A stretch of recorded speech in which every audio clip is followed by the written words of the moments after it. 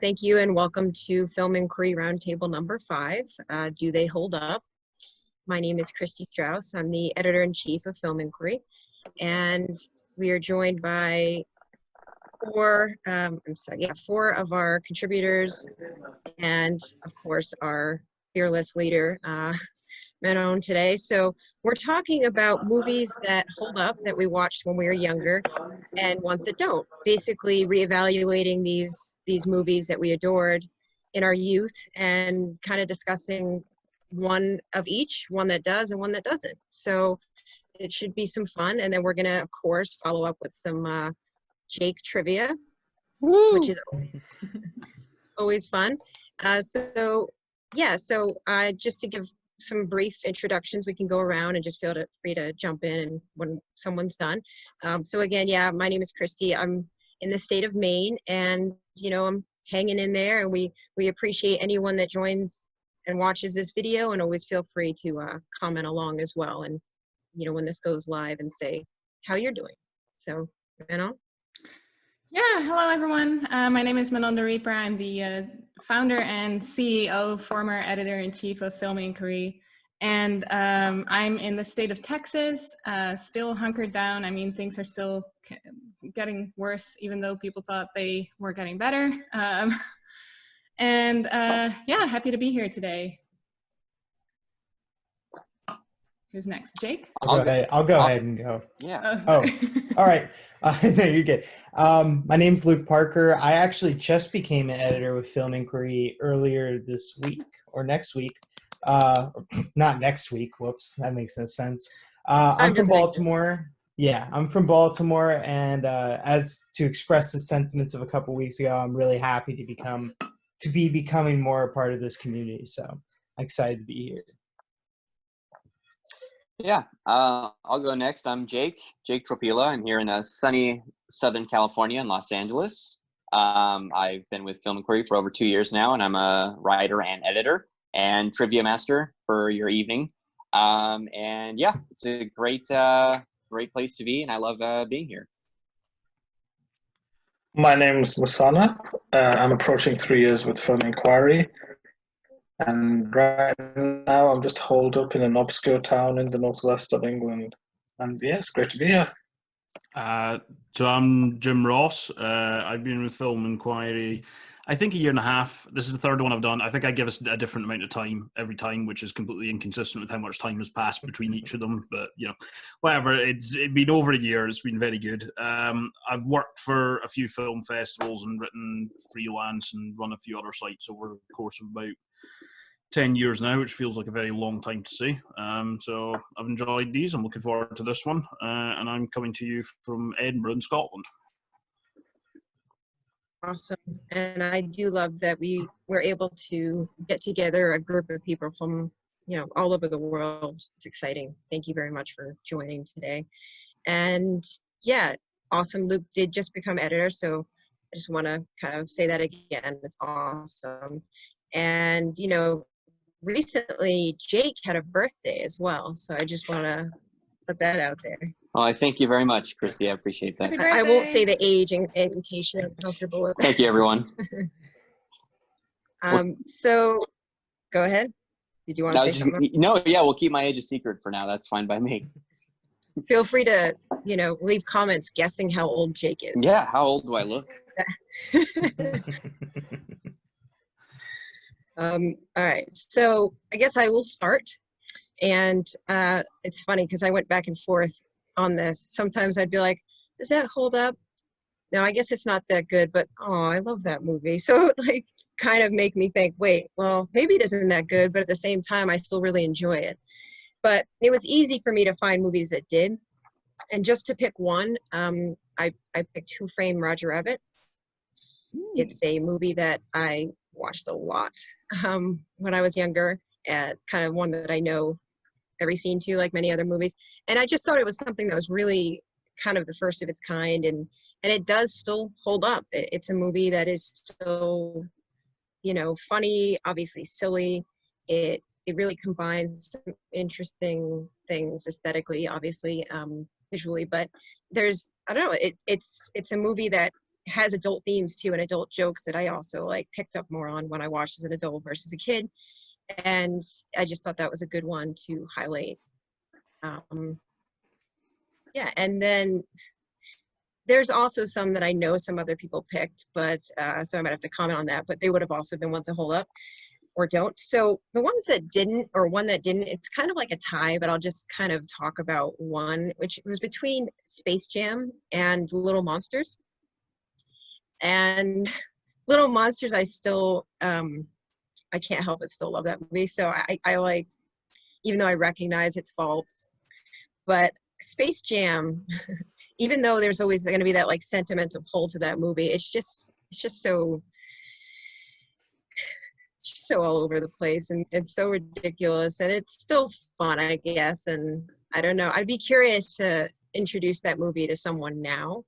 You know, when I watched it, I was a fan of a lot of the basketball legends that are in it, so that helped. But I just wonder. Yeah, Have with I made LeBron that? James, that's how. Yes, so that'll be a good test to see, I think, and I'll be curious to see like what they do with it in this one. But there's still nostalgia factor. But yeah, that's my choice for the one that doesn't. Feel free to disagree or agree. I think both Space Jam and Who Framed Roger Rabbit, both of them, their age is benefited by the fact that the animation was 2D, so it's always going to be timeless. Yes. Whereas some of the kids' movies these days, when they have 3D animation, I think that age is a lot more faster. So I would say that's definitely a benefit to both of those films in terms of aging. Who Framed Roger Rabbit in particular, right? If you look at like some of the way like some of the effects were done, there's some like proper craft behind that film. Like I'm really not surprised. Like even besides the fact that it's like 2D, and I think that kind of inherently is going to age a little bit better. There's some like really clever stuff going on with that film, which means it really, on a technical level, holds up. And I think it's funny. I like it as well. So no, I would 100% agree with that on a couple of different. I don't know why I didn't think of that. Actually. I have to agree wholeheartedly. It's funny you said that, because between all of the actors, especially like the central performances, like the level of interaction and the awareness between the actors and what will eventually be on the screen is incredible. And it's funny with Space Jam, because I think that's been it's gained some momentum recently because of The Last Dance. And when I watched The Last Dance, I kept looking for like, all right, they have to talk about Space Jam here. Like, where's the Space Jam episode? And then it eventually came up. So I was excited. And kudos to The Last Dance. That was some of the best sports entertainment I've ever seen. It's interesting too, because like you said, it's two films that incorporate live action and 2D animation. But what really holds up for Roger Rabbit for me, or what I think is the greatest thing about it, is Bob Hoskins. He is really acting his heart out, and you believe the tunes are on the set with him because of how good his performance is. It's one of the best performances I've ever seen, and that's not an exaggeration. And maybe Michael Jordan isn't the best actor in the world, which may be a testament to the enduring legacy of how Space Jam does not quite hold up. But yeah, I think they're both, Roger Rabbit in particular, it's filled with a lot of crap that kids won't notice it, but it is something that as you grow up and you learn more about how films are made, it's something more to enjoy. And just to echo that, Bob Hoskins is amazing in that movie. It's so believable, and it's something that by all accounts shouldn't be that easy to believe. But he just does an amazing job. So yeah. Who wants to forget the scene with the sink when he's trying to drain Roger in the sink? It's just it's so good. It looks like the water's moving and everything, or maybe he's making it move. I don't know. The technical aspects of that movie are incredible, to echo what everybody said. Yeah, I assume if we're praising Bob Hoskins, we're probably not going to talk about the Mario Brothers film then. I actually had that one written down, but I just decided I didn't want to go to Hoskins on the scale. I just left that, but I actually did consider that one. Like, did I ever think that was good though when I was a kid, or even then did I recognize that it wasn't? And I just loved Mario. But it's interesting too, that movie was kind of influential. Like, I still quote Roger Rabbit. I mean, it's something that's very much in my brain. But even when I was younger, I felt like it had kind of an adult feel too. Like the end with Christopher Lloyd freaked me out. I don't know if where his eyes Yeah. become daggers. Yeah. Yeah. I just had to throw that in there. Yeah. But yeah, anyone want to jump in with their choices? Yeah, go on. Okay. I'll do it then, because I won't lie. I struggled to come up with ones that I think of, or like childhood ones that I think have held up, right? Because I mean, there's plenty that I've maybe seen later as I became a teenager. The one that I'm going to go with is, and it is such an obvious choice, so I apologize in advance, but it's Jurassic Park, and the reason is because a few things, right? But one, I'm not somebody who watches films multiple times in the cinema a lot, right? So there's me. Now, I watch a lot of films, as I think we all do. So, I mean, I've probably got 2 or 3 dozen that I've seen twice, maybe. Jurassic Park is the only one I've seen 3 times in cinema on its original run, right? I'd forced various different family members who were getting increasingly fed up with dinosaurs to go see it when I was however old I was at the time. I think I must have been 8 or 9, maybe, something like that. But there are so many things about that film that hold up really well, in particular the special effects we've spoken about. But I find it particularly striking with that because it's a mixture of CGI and animatronics and stuff. And a lot of the decisions that were taken about, how scenes were to be filmed and so forth directly contribute to it aging well, because they knew very well what the limitations were of what they could do at the time. And beyond that, it's a good film. I mean, it's kind of a classic Spielberg type thing. It's aged superbly technically. I think it's kind of a timeless structure without being too hackneyed, I think it's got a lot of interesting characters in it. I mean, one of the most memorable characters in it is Wayne Knight playing I forget the name of the character now, but his little role as the security guy is so memorable, and it's such a minor role. So that to me is one that I think holds up pretty well. Ironically, I think it will hold up better than Jurassic World will in the same sort of time period, but that's for sure.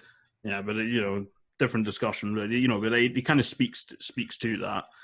In terms of one that doesn't, I managed to find I found a whole ton for this, right? For varying reasons. The one that I'm gonna choose just because it's the only one I look back on and I kind of think, why did you like this at the time? Why? And that is Batman Forever, which. I mean, okay, it's not the car crash that Batman Robin turned out to be, but Batman Forever, I loved that as a kid. I would lap up anything Jim Carrey was in. I could probably put Ace Ventura in the slot as well, and that would have a similar sort of effect here. But I watched it a few years ago. I got a re-release here, with the other ones, and it's rubbish. It's just it's nonsense. It's Jim Carrey's most over the top ridiculousness, and you've got Tommy Lee Jones of all people playing this wonderful actor playing Two-Face, who's literally got a straight line down the middle of his face. That's literally it's the weirdest thing. I look at it now and does he not beat him at the end by just throwing a load of coins up in the air? Or have I made that up? That is a thing I recall where he has to decide. He must know the outcome of any coin. Well, he has to flip the coin, and if it's the scratch end, he'll kill Robin or whoever he has tied up, and so Batman throws a bunch of coins to ruin the odds. It's just ridiculous. It's just Awesome. ridiculous.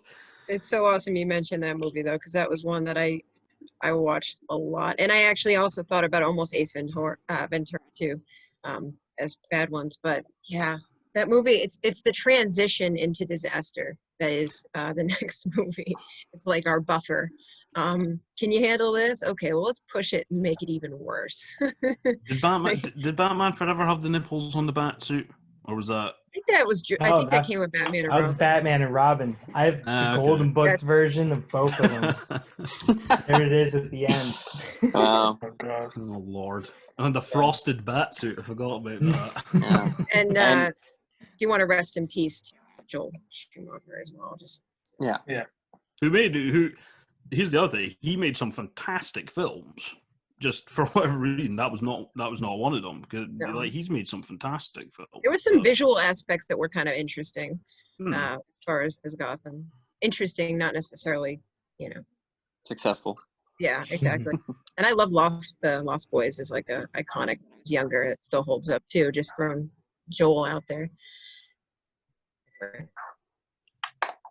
Well, I can go next. So comic book movies really dominate. We've just mentioned one, and it is pretty much, 30% of the entire industry is now an adaptation of some kind of graphic novel.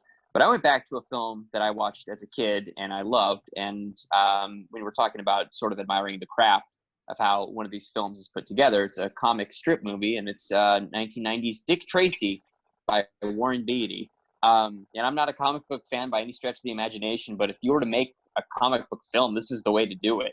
The colorful palette, all these Marvel movies are just like gunmetal gray and ugly and washed out, and then I put on my Blu-ray of Dick Tracy, and it's so lively and rich and fantastic, and there's just beautiful matte paintings of the city, and the grotesque prosthetics that all the villains are wearing are great, and all the performances are fantastic, and Madonna's songs are really enjoyable. It's a lot of fun and a complete success, and it just holds up more every time I see it. So yeah, very much pro Dick Tracy. Now, one film that I am not a fan of as an adult that I liked as a child, and I apologize to fans of 80s films here, I might alienate some of you, but I found that The Goonies is horrible. I enjoyed it as a kid.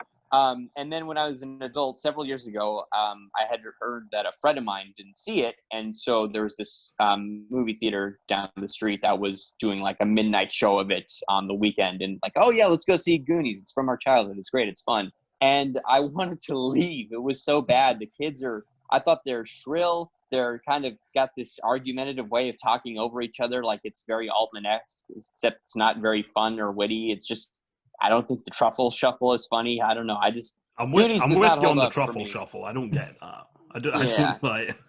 It's like, let's just pick on the kid because he's overweight. It just seems cruel. But yeah, and I get it. It's like if you want, it's a film basically you have to kind of enjoy as a child because it's children going on an adventure with a map, and there's a pirate ship and they find gold. So it is fun to see as a kid, but as an adult, it's not really. I don't know. Does not work for me. So sorry, Goonies. A little heartbreaking. Anyway, yeah, sorry.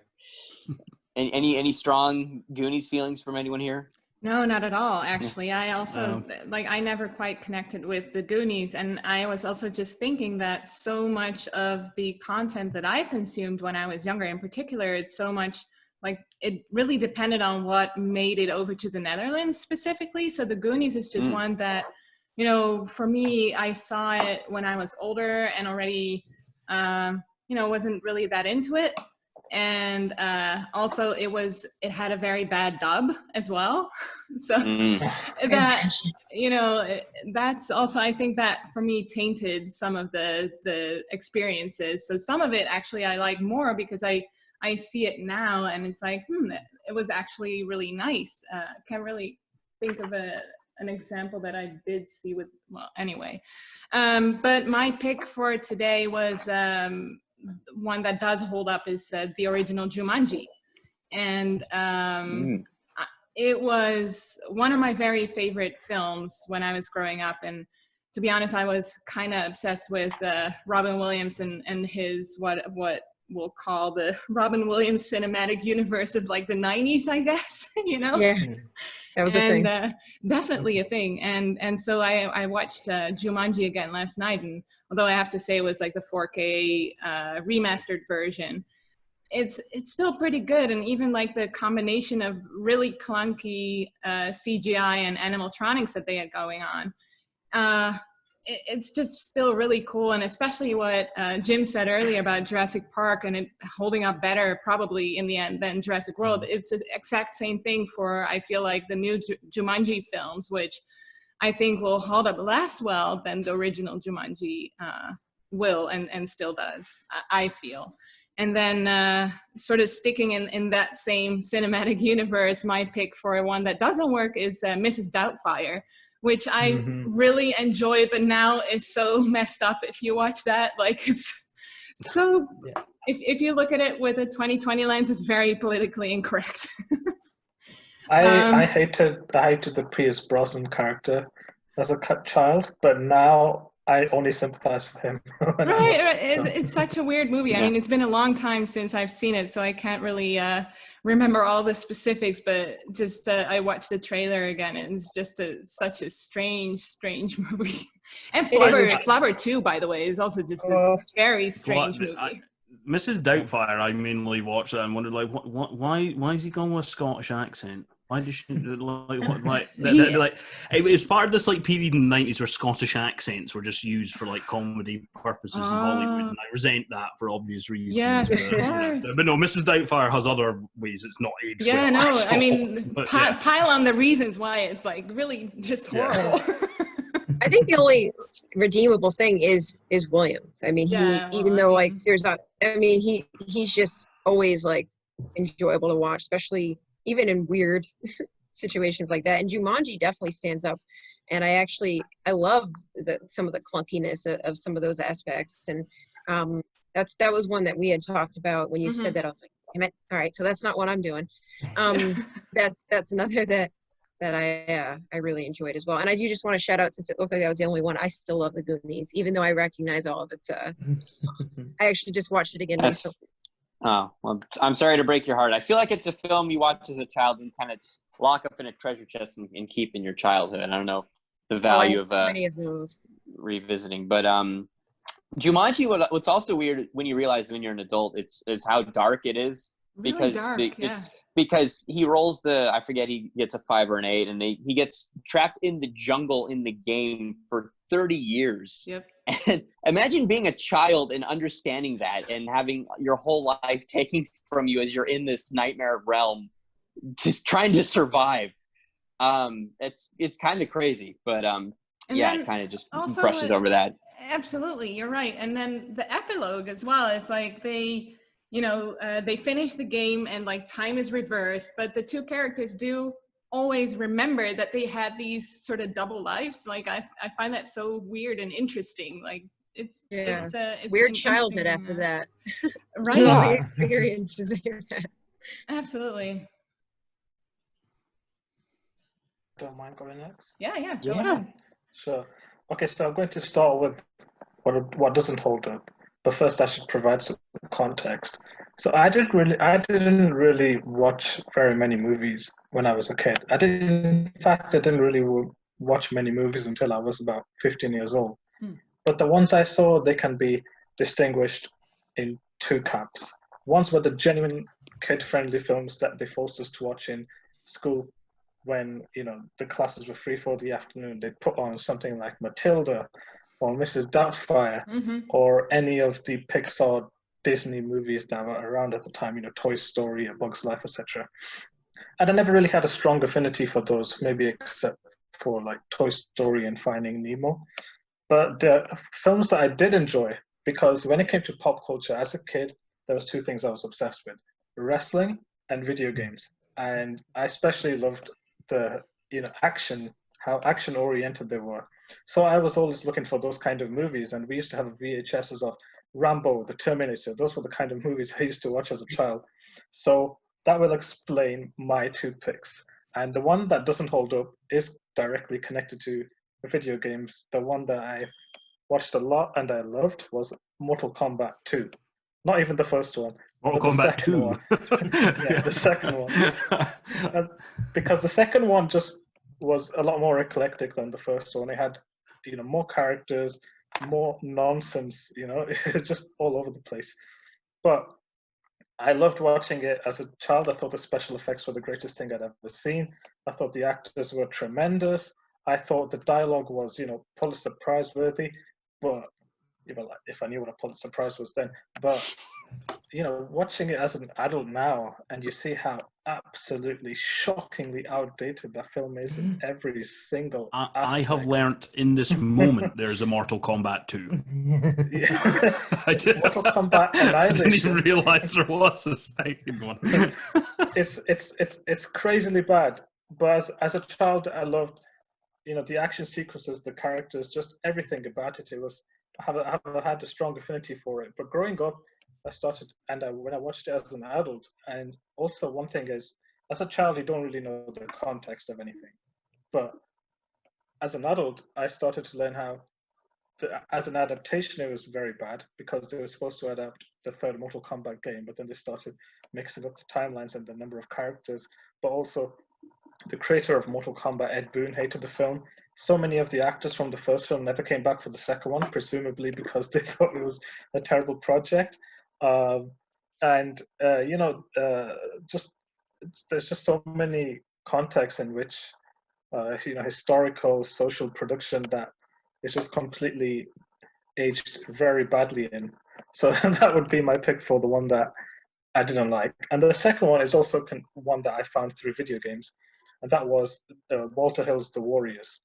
I loved that film for very similar reasons. It was super violent. I enjoyed the characters. Again, a very eclectic cast. You had, all these different types of gangs, and it really popped visually. I think anyone who watches it at any age can appreciate the film just from a visual perspective. Even if I didn't speak the English language, I would have just enjoyed looking at the way these characters dressed and looked, and the way the soundtrack was so distinctive as well. That one, I think that one holds up really well because it serves as like a time capsule of the counterculture, New Hollywood of like the 70s. It feels like sort of in between the 70s and the 80s with this really wild aesthetic of the way the characters look and the way they dress and stuff. I don't know if it holds up so much in terms of politics or anything, because for a film about gangs in New York, undoubtedly there is some subtext there. And funnily enough, Ronald Reagan said he loved the film, so I doubt it was in any sort of critique of America at the time. Well, or it might have been, and he just missed it. But I can't fully identify the nuance of The Warriors in the socio-political context because of that. But I think it just really holds up well as a great cinematic experience, especially due to the aesthetics of it all. So yeah, those would be my two choices, two films that I really loved as a kid, and one of them I don't quite anymore, but the other one I still very much do. I think, just to add, like I said, one of the things I've greatly enjoyed as I've grown up and become more immersed in with cinema is I just love looking at the business context of things, and also just the reception. And you look at the reviews of The Warriors back then compared to now, and it's not just me who feels that it's aged well. It's genuinely developed a cult status. It has a stronger legacy now, and people are appreciating it for various reasons, and Walter Hill acknowledges that. So yeah, I just think that the stature that the Warriors has gained over the years is in parallel to my own appreciation of it as a kid compared to how I feel about it as an adult. Yeah, I think The Warriors is excellent. I think not just because Walter Hill's a very underrated craftsman, and like you said, a lot of the costuming and the gangs looks really great. But it's interesting comparing it to the new wave of Hollywood films in the 70s, because it kind of feels like this is the underbelly of those films where they would just go out to New York in the middle of the night, probably with no permits, and just shoot what they could get away with, which is a kind of old school filmmaking that I really love, and it shows well on the screen. So it's a great, scrappy little film. I should probably revisit it soon. Recently, for the first time ever, I watched Streets of Fire, which I feel like almost gave me the same feeling of The Warriors, because it's quite a similar premise, but also it is very much emblematic of what the 80s looked and sounded like. And the further away we get from that, even though we try hard to replicate it through nostalgia with Stranger Things and, you know, all these other pop culture items, you can never really ever recreate how those films looked and sounded. No, yeah. Streets of Fire is amazing. Streets of Fire is awesome. It's interesting when you said Mortal Kombat. It made me think of a couple. Like I don't know if anyone ever saw the Street Fighter film. You know, when you brought up Super Mario Bros., I was thinking there was a whole wave of really bad video game adaptations in the 90s. Street Fighter, Super Mario Bros., Mortal Kombat. Tomb Raider was later on. Yeah, Tomb Raider was later on, and I think also Resident Evil might have started just post-millennium. But from the same director, Paul W.S. Anderson. And I don't know if Uwe Boll was directing video game adaptations of time. But he made a whole career out of it. He certainly did. I'd be lying to you if I said that I was expecting to talk about Mortal Kombat and the Warriors in a childhood discussion.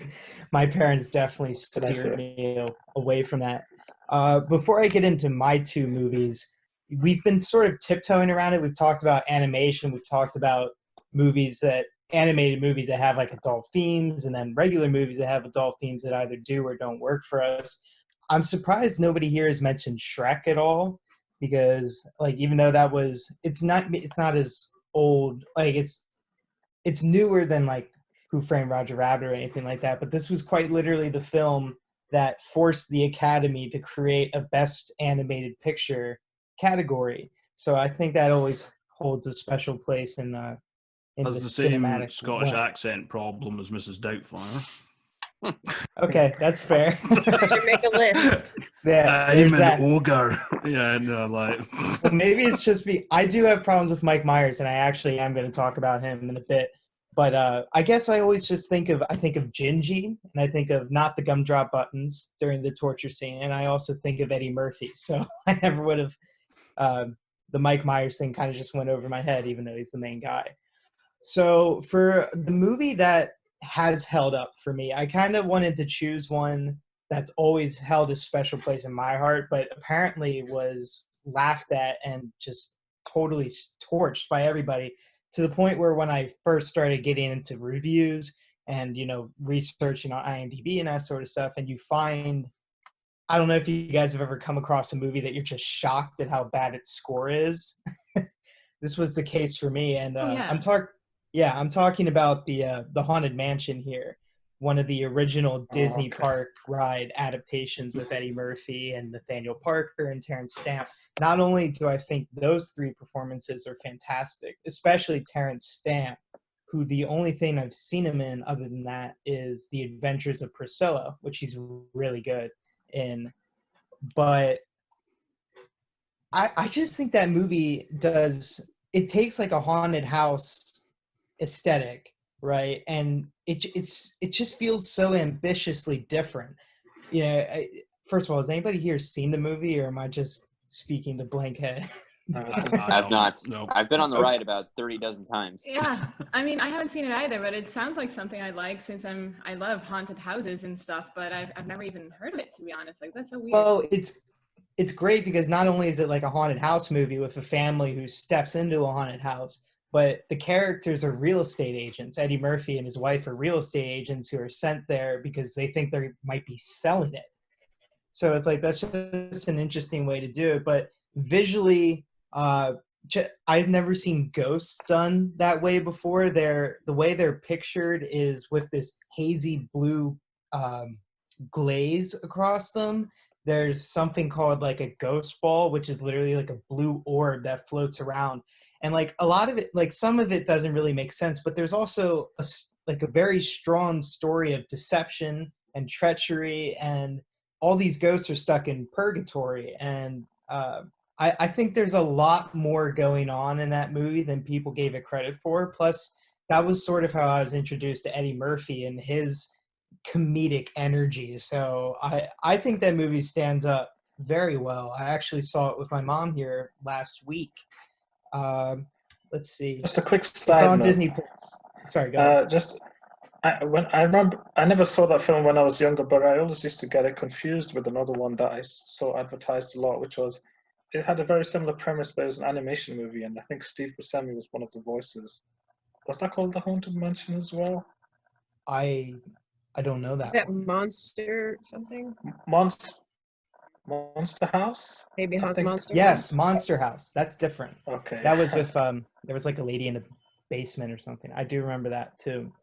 But streaming away from what I didn't like. So when I was younger, I don't know about you guys, but I was sort of drawn to like colors, like really bright colors, and I liked hippie music and hippie all this sort of stuff. And so at the time, Austin Powers sort of seemed like a movie that was good, and I actually really liked Austin Powers for like several years between the ages of like 10 and 12. But then I saw it 10 years down the line or whatever, and it's kind of like what we were talking about earlier, like through a 2020 lens.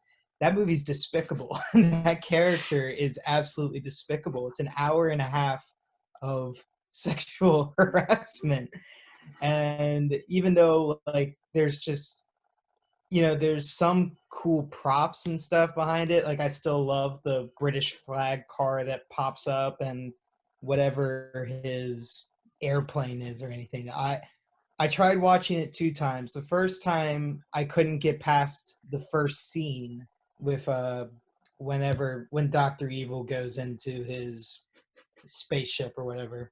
And then the second time I just couldn't get past how he acted. So that kind of character, I just don't think has much of a place anymore.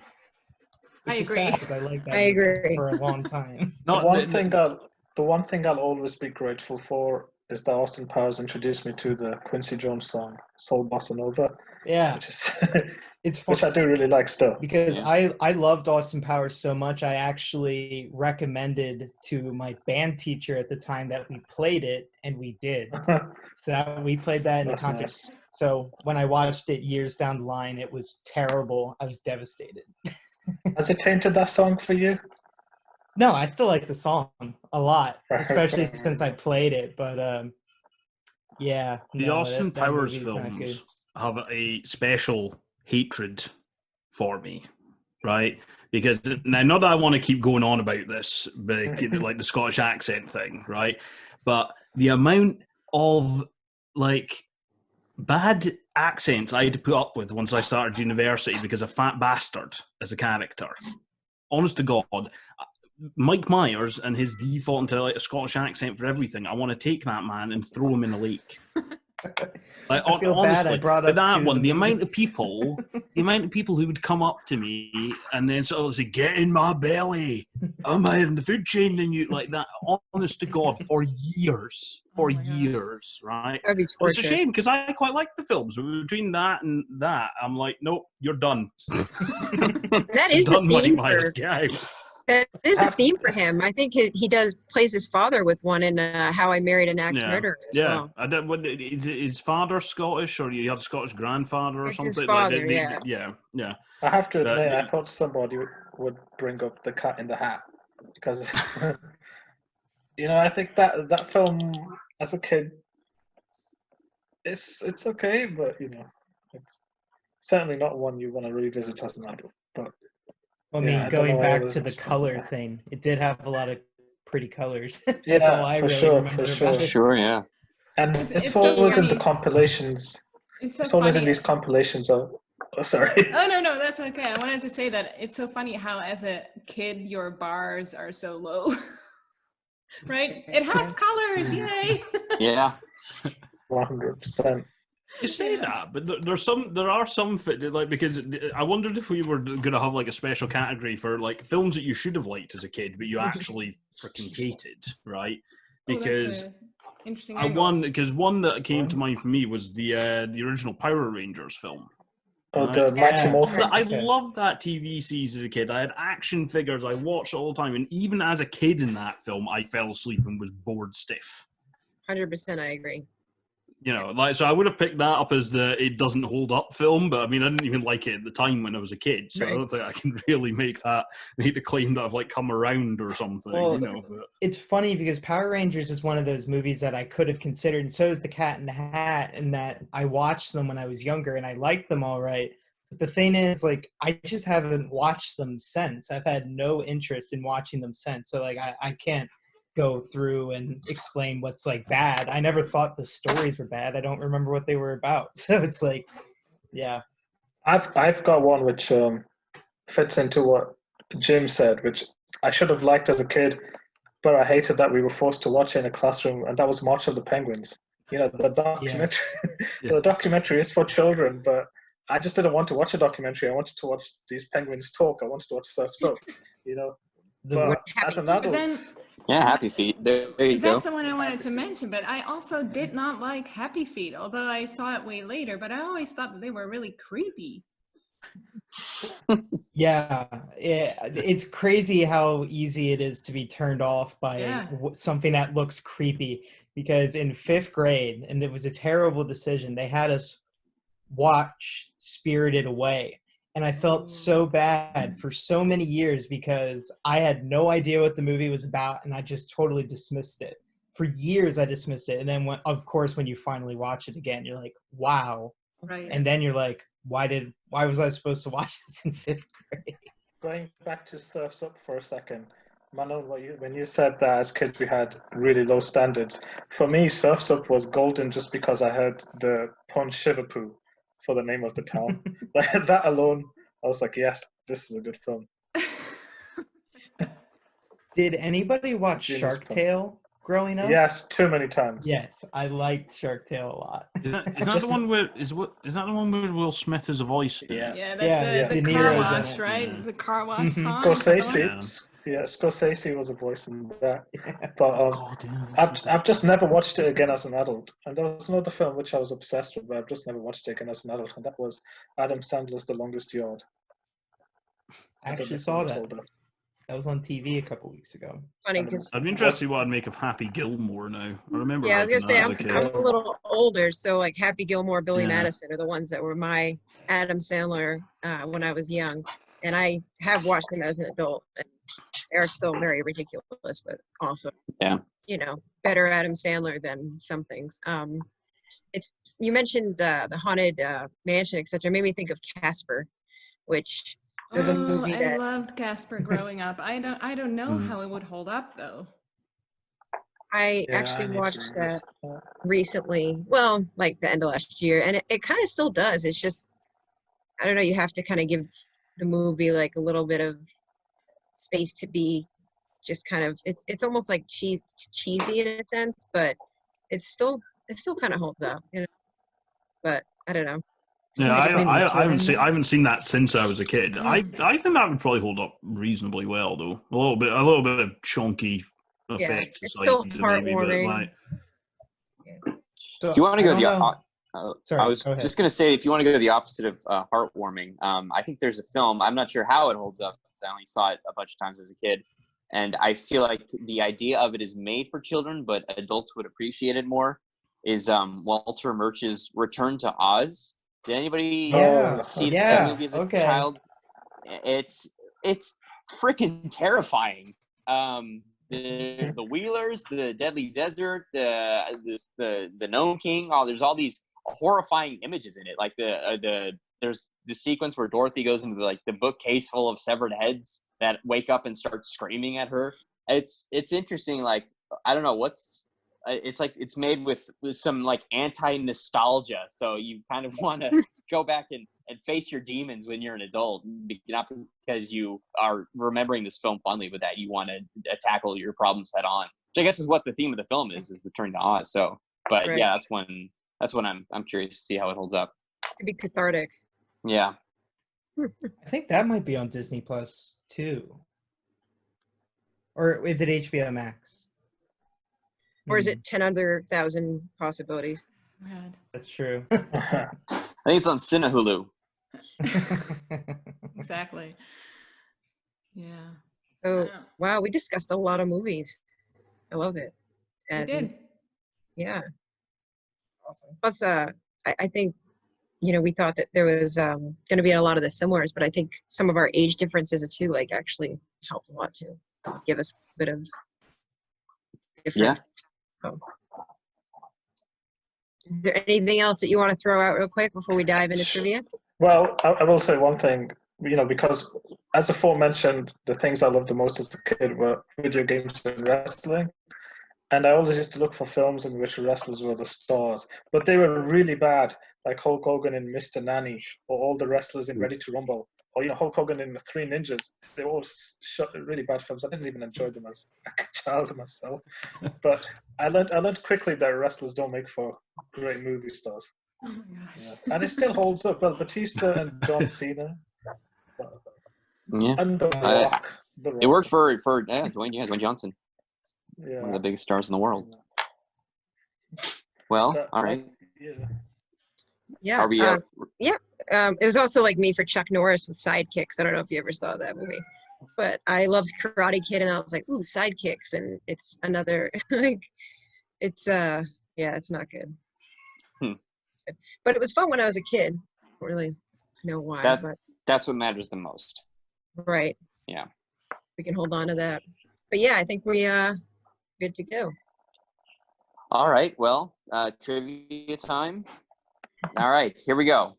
For those of us just joining, I will ask 10 film and TV related questions to the group. The first person to say the correct answer will earn a point. Some questions will have the opportunity to earn a bonus point. The person with the most points at the end of the game wins. In the event that there is a tiebreaker is available. Do you guys have questions? All right, here we go. And I'd like to preface that none of these questions were formed with any bias towards any attendees of the roundtable. Question number 1. What is the highest grossing film from the Netherlands? Is it? Oh my God, I would say probably Black Book. It is not Black Book. Okay, then I have no idea. I think you're on the right track, though. Adult oriented. Oh, maybe Soldier of Orange then? Not Soldier of Orange. That's the bonus point, is who is the director. Paul Verhoeven. Paul Verhoeven is correct. I honestly have no idea. I'm so bad at Dutch movies, which is kind of ironic, isn't it? It's okay. Well, I'll say the correct answer is, hold on, I have a cat here. Oh dear.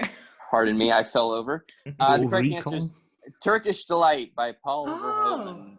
Paul Verhoeven, yeah. By the way. It's for just a Verhoeven. language. It's Verhoeven. Well, I guess Verhoeven is verboten. All right. Second question.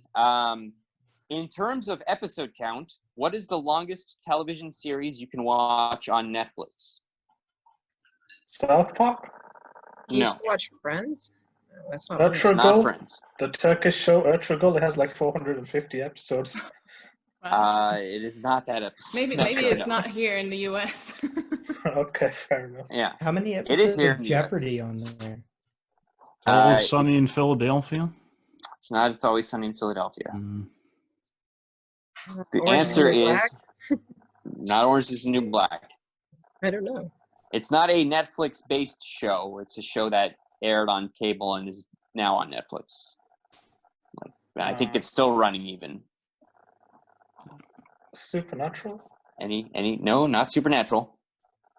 It's going to be some reality TV show. It's not a reality TV show. Okay. Any other guesses? Yes, Grey's Anatomy. That is correct. Oh, That's just that never It was ends. a prime. It never ends. I just thought it was over because I wanted it to be. I watched about 5 episodes of that in the I'm first a season really- back when I actually- gave up. It's my guilty Yeah, pleasure, I'll say. I've watched all of it. Yeah. All righty. Sorry Excellent. about that. No worries. All right. Question number 3. Which film won the coveted jet ski at the 2018 Academy Awards? Jet ski?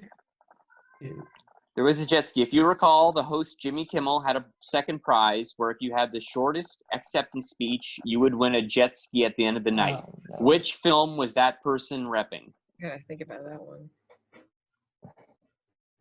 Now remember, these are films that were released in 2017. The Shape No. of Was it Water. La La Land? It was not The Shape of Water. It was not La La Land. I'm going through the list in my head. Call Me by Your Name. It was not Call Me by Your name. Extremely loud and incredibly close. That's a bit too late for that one. No, sorry, it was not that one.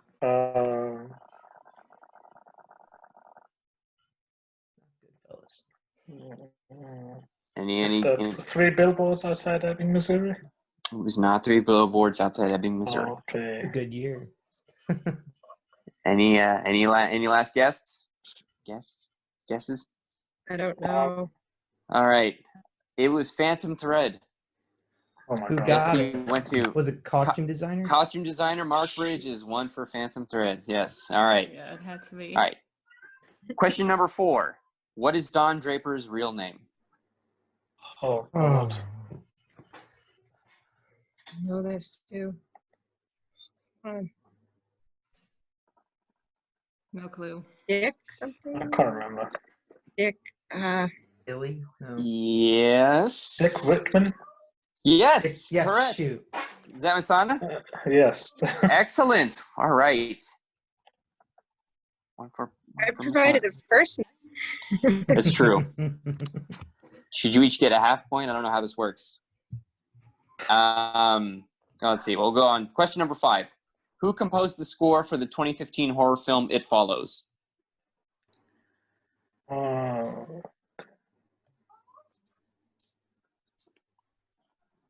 These are really hard. I'm sorry, guys. I thought these would all be knocked out. I'm so bad at names. I don't know why. I feel like I rely should on all of know you for that, names. though. No, and I've been talking about this movie so much lately too. Indeed.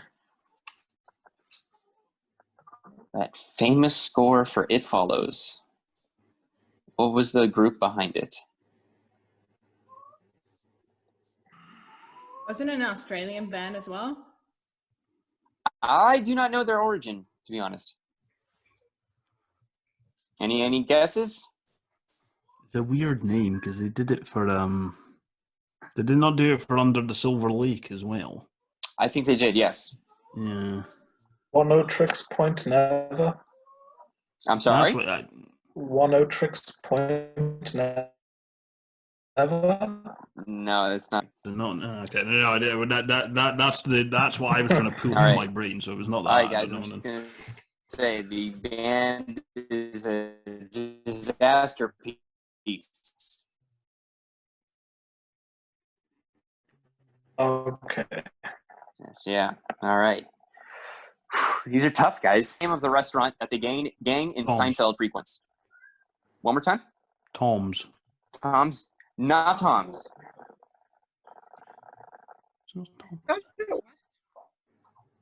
What? What was Oh, that? I thought Kristy? it was. I thought it was.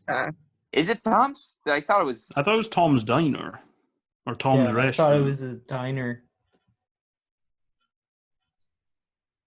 I have a different answer. I could just throw this question out entirely. Monks. That is correct. Monks. Good I job, remember this. Jim. I think they call it in real life. Like it's one in the show. I've actually eaten at it, so it's Yes, it's that's what one it is. name in the show and it's a different one in real Yeah. life. I forget which. In way real it life, is. it is, yes. I was looking for the show name is Monks, but yeah, it's got the famous restaurant wraparound on it. Okay. Question number 7, which I wrote before any of our discussions tonight, amazingly enough. What is the name of Dr. Evil's cat? Mr. No.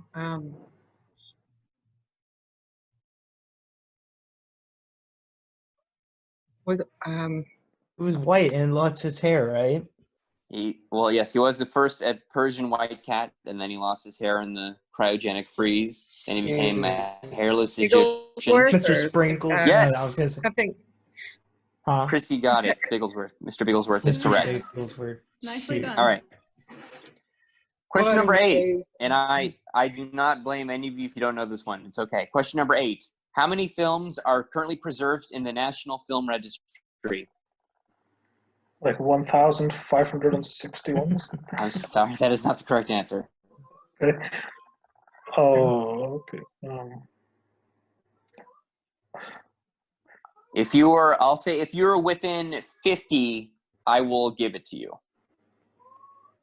Does anybody want to guess numbers? 300. 970. You say 970? Yeah. Yeah, I'm gonna go Luke 970. You know what? I'm gonna say 300. who's the close. I'm gonna get a number from everybody, and the closest person will get the point. So Luke says 970. Was that 300 for Jim? Yeah. I'll Any other say numbers? I'll say 1,025. Musanna says 1025. Yeah. I'll say 2,379. Manon 2379. Very nice. I'll say 2,800. Kristy going high at 2800. Well, it looks like the winner is Luke with 970. The correct Oh, wow. answer is 775. Okay. Oh, So wow. I was congratulations. gonna say, don't they put in like 20 or more like quarterly? I don't know. I don't remember how it works. I don't know how often they do it. To recap, if I have this correct, Kristy has a point, Manon has a point, Luke has a point, and Musanna has a point. Is that everybody, I believe? All I'm right. not getting my I think Jim had the getting my point for Seinfeld Seinfeld. point. Oh, that's right. Yeah, you got monks. I'm sorry. Everybody has a point. We're all tied up. This is exciting. I'm so sorry. I've got notes. It's scratched on here. It's a mess. Okay. All right.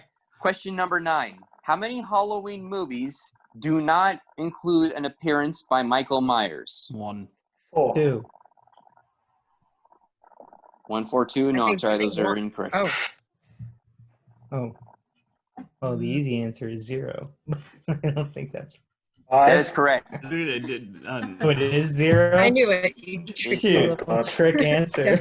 In Halloween 3, Season of the Witch, the characters go into a bar, and on the bar there's a TV playing Halloween, and Michael Myers is on the screen. I'm sorry. Sorry. Okay. Get at me cat online, is people, unhappy if you're about that. upset. My cat is yelling. He's not very happy with that. All right. Hey, Mal, be quiet. All right. Question number 10. This one is worth 3 points. Tom Hardy played the Cray twins in the film Legend. However, in the 1990 film The Krays, who were the actors who played the twins, and what band were they members of at the time? Spandau Ballet. Okay, I think that was that Musanna who got the band first? Spandau Ballet. So it's going to be Martin Kemp. Oh, God, Yep. yeah. Another point for Jim. Who the hell's the other one?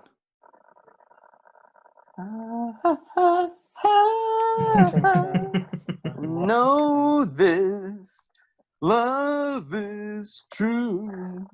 Oh, Ross Kemp. Is That's it insane. Nick Kemp?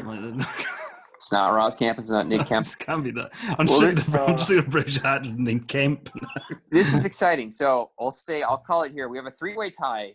Musanna, Luke, and Jim. The other name was Gary Kemp for the Spandau Ballet. But excellent. So here we are. Manona's cracking up. I don't know if it's at my poor singing skills. But it was at the name Gary for some reason. I don't know why. Gary. Yeah, it is a funny name. All right, so tiebreaker. Here we go. This is for Jim, Luke, and Musanna. How many Sharknado movies are there? 5. 4. Shoot. Do you want to offer up a guess, Luke? I said 4, but 4. Jim says 5, and Musanna says 4. Yeah. I'm going to give it to Jim. He's the closest, technically, because the answer is 6. Yeah. wow. Real answer is too many. Jesus Christ. It's one of those ones where I don't want to be correct. My 6 heart. Sharknado movies. Crazy. I was just on a deep internet dive trying to find questions last night, and I was wondering how many of those stupid movies there were, and my heart sank when I found that there are 6 ones. Right. Right. So, Yeah. No, it's a trick question. The answer is too many. correct. Kristy, you win. You are the returning champion. You get all the points. So, but no, congratulations to Jim. You are our new champion for the period. We salute your trivia knowledge, and hey, good job, everybody. We had fun. Yeah. Yeah. And, I just had a couple questions to throw Jake's way. So you kind of felt, what this is like. Sure. All right. Awesome. I'm ready. So I'm holding a dog off down here, but go ahead. bring the dog up. Is that what you said? Simon, come here. You might help. You never know. It's true. Oh. All right. All right. This is Simon. Cool. Hi, Simon. All right. He's wiggly. So what's the name of the pizzeria in Drive? Nino's Pizzeria. Yes. Is that correct? Yes, it is. I've been there. It's up near course you Reseda, have. near Northridge. Yeah, I've been in that parking lot. Did you wear your coat? Your drive Wow, coat? I've been outed for having a drive jacket. Sorry. Yeah. Hey, I wore it, and I wore one of those bald stuntman masks, and I just stared at the restaurant owners as they walked in and out and conducted their business. But I did not attack. It's a cool thing. I have a Breaking Bad apron. I mean, I can't tell you how many dorky, ridiculous. I mean, you can see plenty behind me, but Yeah. I celebrate that. All right, and how many different actresses have played Moneypenny? All right, well, let's see. You got Lois Maxwell. You got Carolyn Bliss. You got Samantha Bond. And then you got Naomi Harris. Are you counting Never Say Never Again or the Casino Royale spoof? Because I'm going to go with 4 for now. Yeah, I am. Trying to look at the names here. So then the other one, I believe, is Barbara Boucher would make 5. Yes. There is a 6th. It's got to be the Never Say Never Again one. I don't know who that is. I'm sorry to say. Let's see. You're Still no help pretty to me. impressive. Well, thank you. Yeah, Lois Maxwell, Carolyn Bliss, Samantha Bond, Barbara Boucher, Pamela Salem, and Naomi Harris. Pamela Salem. So close. Yeah. That's impressive. I would never be So able to. nicely done. Well, thank you. Do you have any other trivia questions for me? Yeah, I have a question. I thought you were Sure. Paris. Have at me. Okay, so in The Warriors, Mhm. in a very small role as the cop who arrests Ajax, that actress went on to become an Oscar winner and was in one of the acclaimed dramas of last year. Can you name who she was? Wow. Acclaimed drama from last year. She herself won an Oscar? Yeah, but she won the Oscar in 1991. So that was years after The Warriors. I have no idea. Who is it? There's Mercedes Ruehl, who played Mama in The Hustlers, Jennifer Lopez's mom. Oh, all right. And she won an Oscar for The Fisher King, which is part of the Robin Williams cinematic canon of the 90s. Wow. We tied it up with a nice little bow. Yes, perfect. Full circle. I actually got a trivia question. For All you. right. This might be kind of easy. We'll see. Okay, so at the end of Malcolm X, the first kid to scream, "I'm Malcolm Yes. X," is the son of which actor? John David Washington, son of Denzel. Very good. Yeah, I found that out a couple weeks ago in a BBC interview, and I did not know that. I just watched Malcolm X for the first time 2 nights ago. Yeah, great movie. It is a Good timing. One of my favorites. I know. You're reading All my right, mind. All So animals are going crazy now. right. Yes. At, Our newest Jake's cat Ark. is streaming. So, yeah. Thank you, Simon. I'll put you down now. All right. right. So I that was, appreciate you guys inviting me. It was great. Yeah. Yeah. of course. I'm so glad you're Anytime. able to join. Fun. I'd love Had a to good do it discussion. again. Happy Now to I have you. just I need to rewatch all these movies now. Yeah, for sure. Do Maybe you? not. Yeah. Well, not all of them, apparently. No. No, half the movies we discussed Yeah, I'll just are rewatchable. add or take some off my never-ending watch list. Like Yeah. the never-ending sheet of paper around my room. But yeah, thank you for joining us, all of you. It was very fun, and it's always great to see people for the first time, to see people again. It's a great way to come together and talk about film, and with everything going on, it's a great positive kind of boost. So thank you again for joining. Yeah. Thanks, everybody. Yeah. Thank you so Thanks, much. everyone.